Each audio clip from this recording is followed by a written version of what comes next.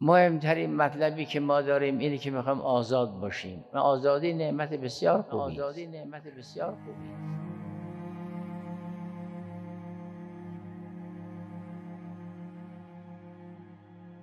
در قرآن کریم فرمود این آزادی نصیب هر کسی نمیشود.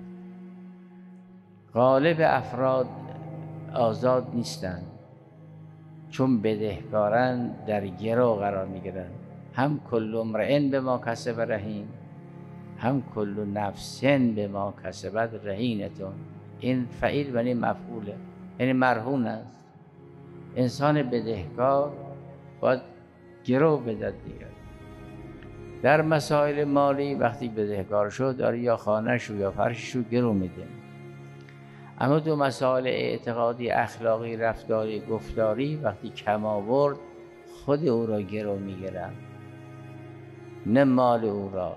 خود او را گرو میگیرن، نه مال او را. هر کسی در گرو کارهای خودشه.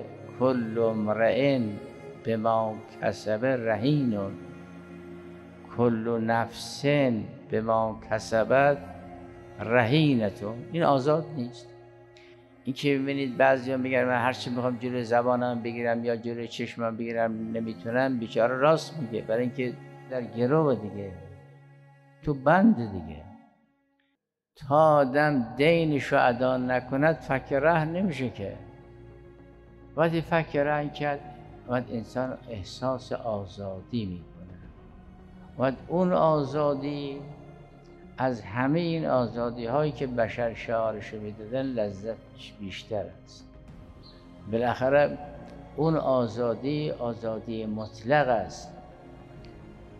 این آزادی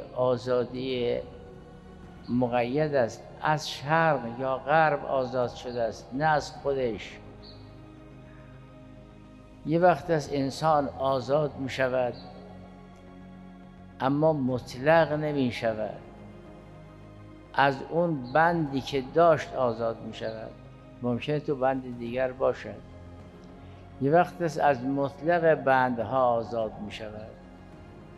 اگر کسی از غیر خدا آزاد شد اون آزادی لذت بخش است.